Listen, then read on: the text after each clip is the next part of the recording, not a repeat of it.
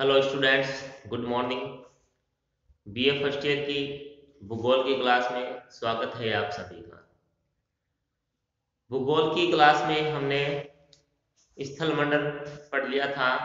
स्थल मंडल हमारा कंप्लीट हो गया है। आज हम जल मंडल के विषय में पढ़ेंगे।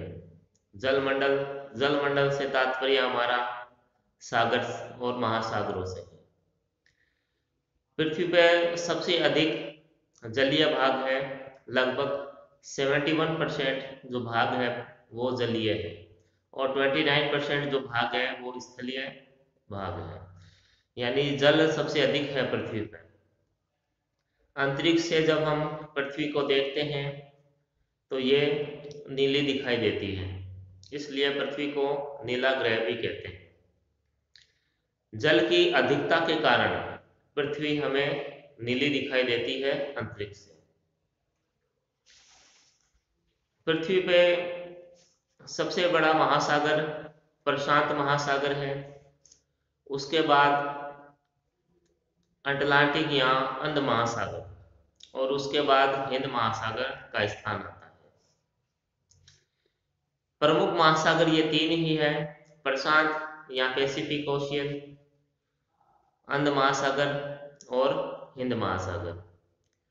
उसके बाद उत्तर में आर्कटिक महासागर आता है, लेकिन मुख्य ये तीन ही महासागर माने जाते हैं, क्योंकि आर्कटिक महासागर है वो अधिकतर जमा हुआ रहता है, बर्फ से जमा रहता है, क्योंकि उत्तरी जो नॉर्थ पोल है वहाँ इसकी लोकेशन है आर्कटिक महासागर।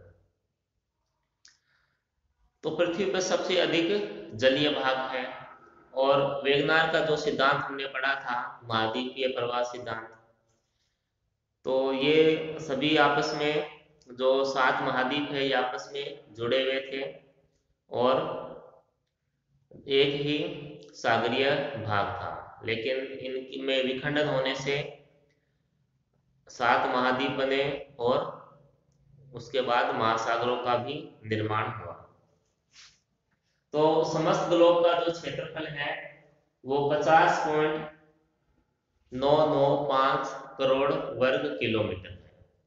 ग्लोब से अर्थ पृथ्वी से है, यानी पृथ्वी का जो क्षेत्र है वो लगभग 50 करोड़ वर्ग किलोमीटर है। यह संपूर्ण पृथ्वी का क्षेत्रफल है। उसके बाद है जलमंडल, यानी जलमंडल का कितना भाग है पृथ्वी में। जलमंडल है 36.106 करोड़ वर्ग किलोमीटर, यानी 71%। जलमंडल का जो भाग है वो 71%। 36 करोड़ वर्ग किलोमीटर जो क्षेत्र है वो जलीय भाग है। उसके बाद है स्थल मंडल।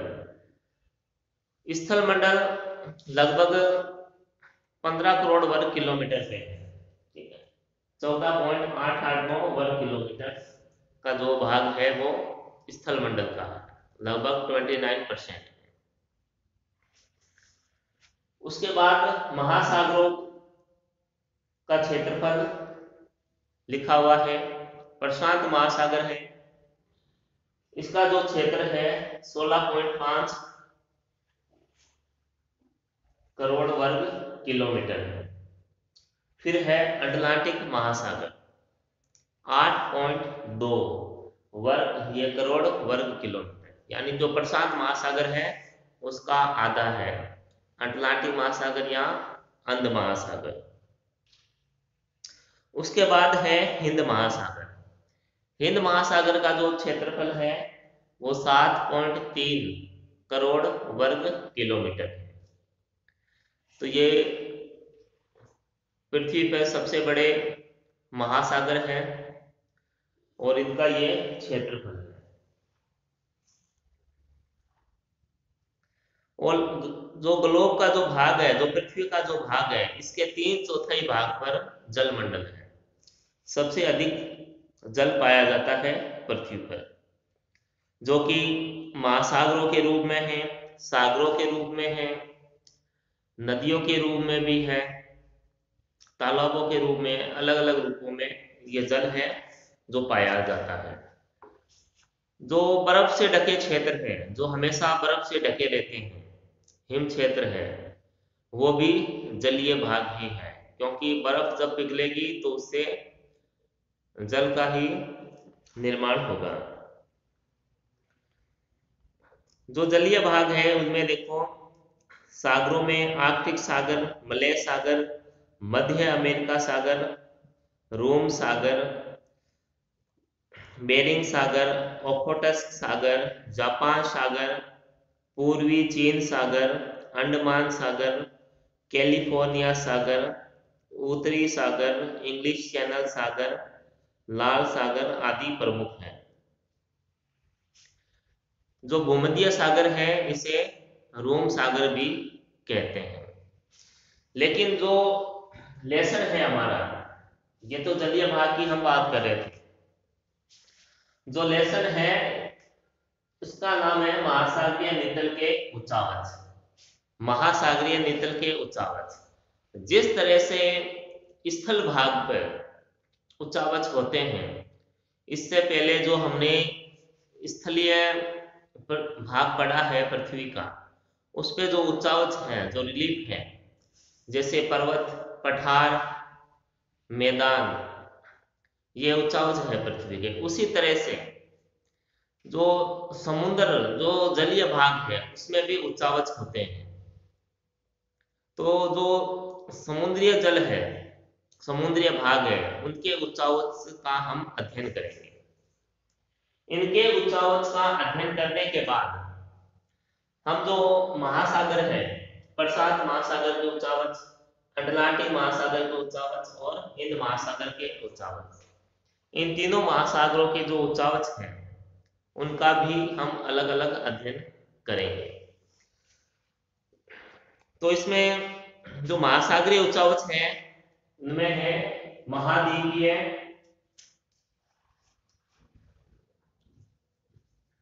महासागरीय उच्चावच। महासागरीय जो उच्चावच है इन्हें 4 भागों में बांटा है, 4 भागों में बांटा गया है। महासागरीय उच्चावच को 4 भागों में बांटा गया है। सबसे पहले है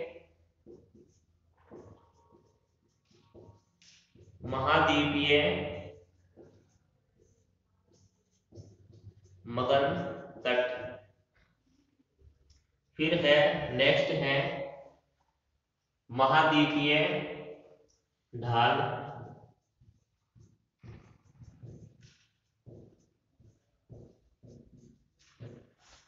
तीसरा है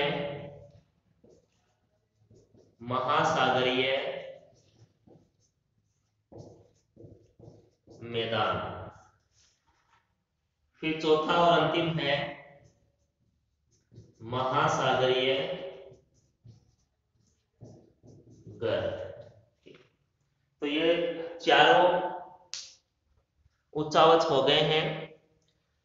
तो सबसे पहले है महाद्वीपीय मगन तट, फिर महाद्वीपीय ढाल, महासागरीय मैदान और महासागरीय गर्त। ठीक है, अब ये डायग्राम पे आते हैं। ये डायग्राम है उच्चतामितिक वक्र या हाइपोमेट्रिक कर्व। पृथ्वी पे जब ये स्थल की ऊंचाई और महासागरों की जो गहराई, यानी पृथ्वी की जो ऊंचाई है और महासागरों की जो गहराई मापी जाती है, वो उच्चतामितिक वक्र या हाइपोमेट्रिक कर्व के द्वारा मापी जाती है। पृथ्वी की ऊंचाई और जलीय भाग की गहराई। तो इसमें सबसे पहले औसत गहराई देखते हैं महासागरीय भाग की। महासागर की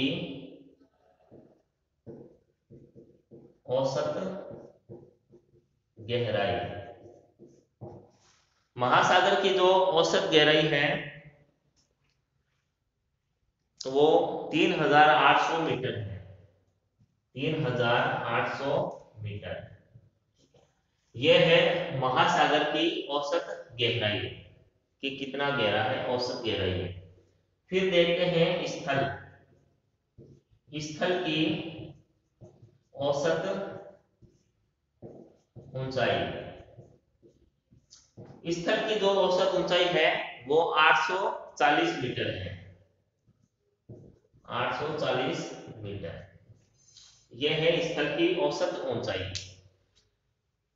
स्थल की औसत ऊंचाई 840 मीटर और सागरीय भाग की औसत गहराई 3800 मीटर। तो यह है स्थलीय भाग और यह है सागरीय भाग। तो यह उच्च पर्वत से मापा गया है, डायग्राम बनाया है, और औसत ऊंचाई स्थल या ये औसत ऊंचाई को प्रदर्शित कर रहा है। ये औसत ऊंचाई है स्थल की। तो ये देखो महाद्वीपीय मगध तट, ये महाद्वीपीय मगध तट है जो कि समुद्र में डूबा हुआ रहता है। और ये ढाल देखो, ढाल जैसा शेप आ रहा है इसमें, ये है महाद्वीपीय ढाल। महाद्वीपीय ढाल के बाद देखो ये मैदान जैसी संरचना है, समतल, तो गहरा सागरीय मैदान। तो ये महासागर में एक मैदान है। उसके बाद देखो गर्त यानी खड्डा, यानी महासागर में गर्त भी होते हैं, गहरे खड्डे भी पाए जाते हैं। इन सभी के बारे में अभी हम अध्ययन करेंगे। तो महाद्वीपीय मगध तट हो गया, महाद्वीपीय ढाल हो गया, सागरीय मैदान हो गया और गर्त भी हो गया।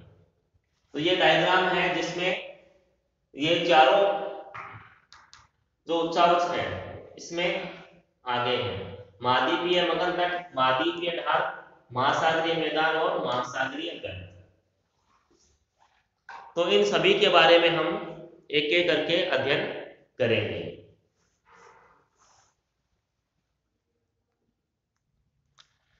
तो सागरीय द्वितल के उच्चावच है, इनमें है महाद्वीपीय मगध तट। सबसे पहले महाद्वीपीय मगध तट, महाद्वीपीय जो मगध तट होते हैं ये महाद्वीपों का किनारे वाले भाग होता है, महाद्वीपों का किनारे वाले भाग होता है जो कि समुद्र में डूबा रहता है।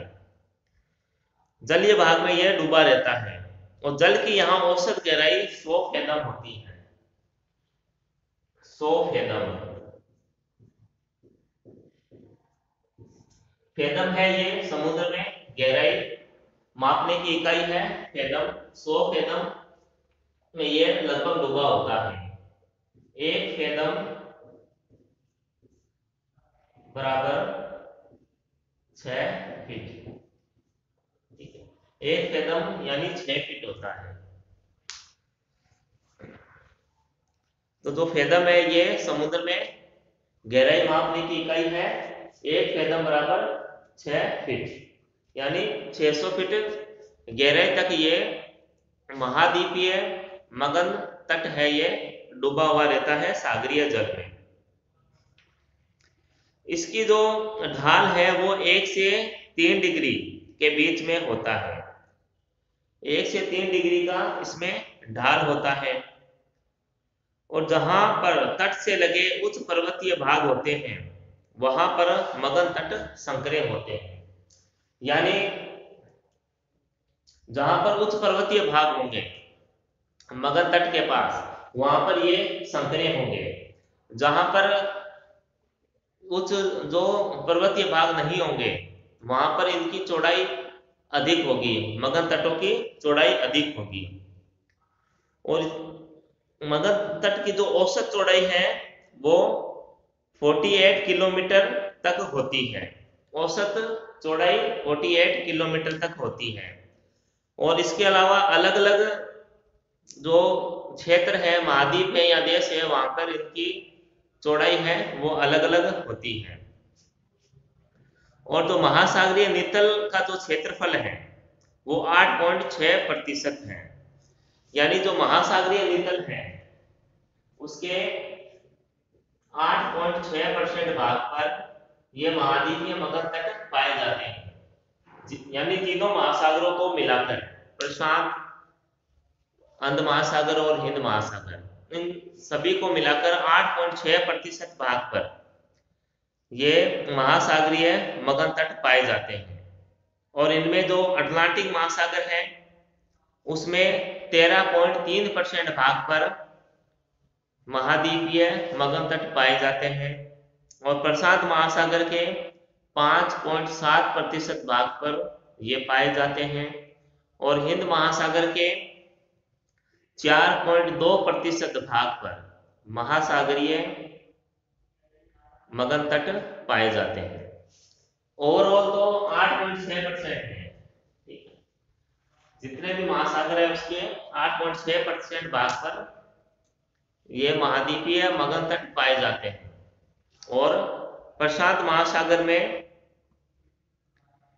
5.7% भाग पर, अटलांटिक महासागर में 13.3% भाग पर और हिंद महासागर में 4.2% भाग पर ये महाद्वीपीय मगन तट पाए जाते हैं। उसके बाद है महाद्वीपीय मगन ढाल। महाद्वीपीय मगन ढाल, देखो महाद्वीपीय मगन ढाल ये रहा, यानी महाद्वीपीय मगन तट और गहरा सागरीय मैदान है उसके बीच में इसकी स्थिति होती है महाद्वीपीय ढाल की। महाद्वीपीय ढाल या महाद्वीपीय मगन ढाल।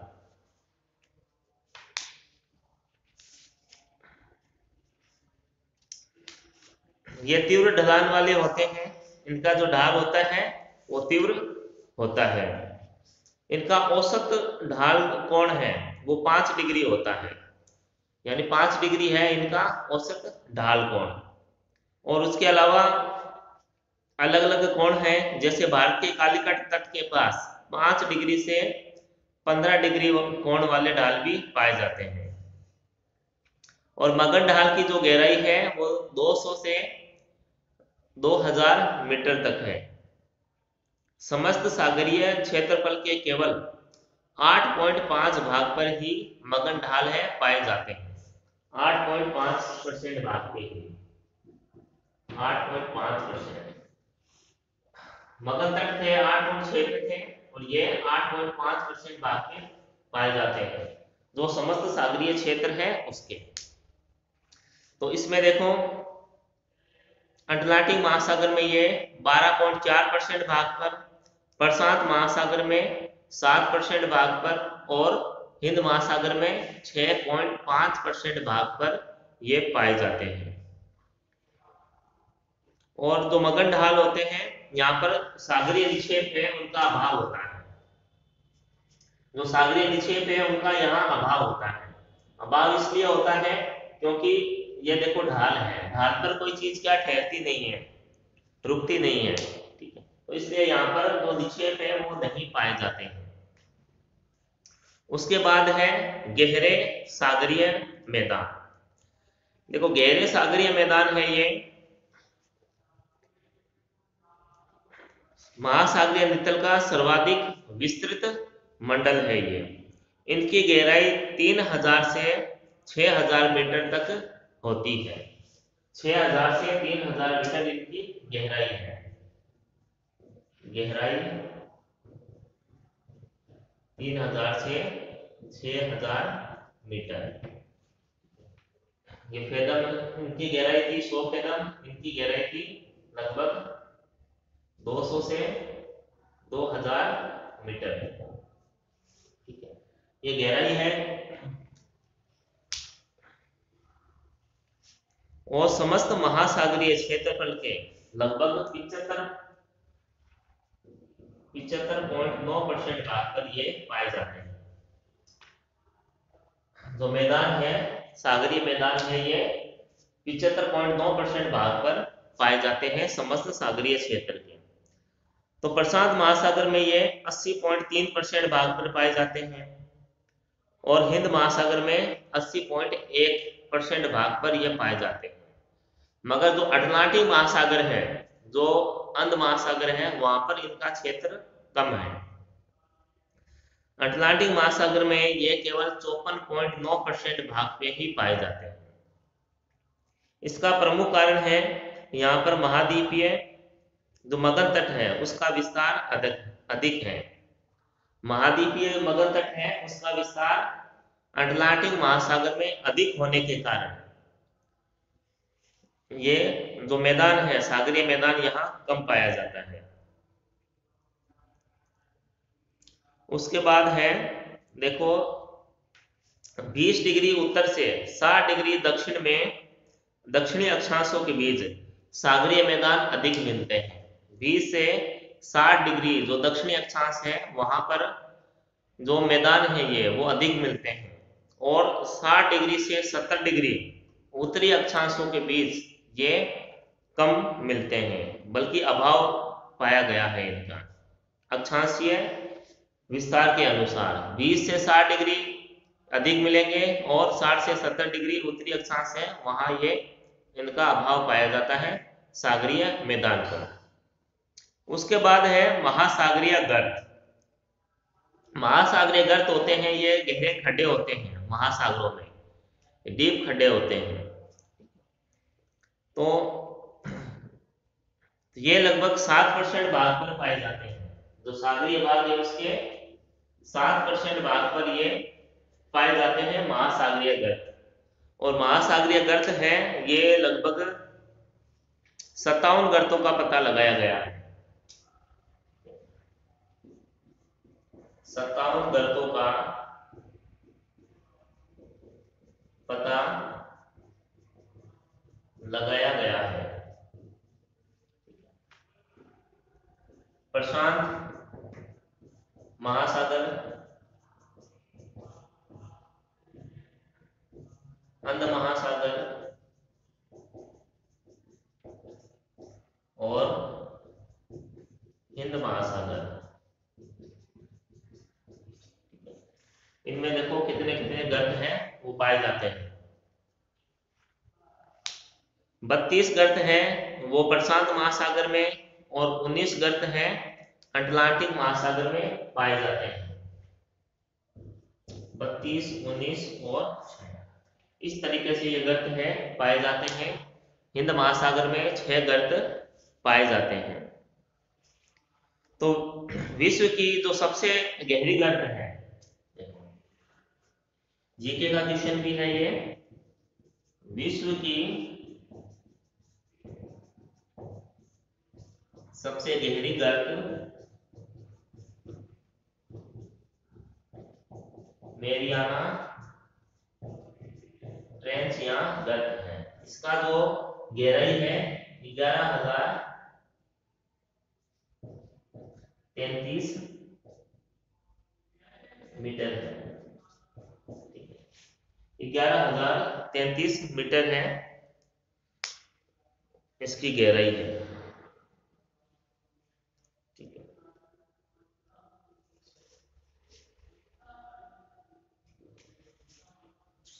11,033 मीटर।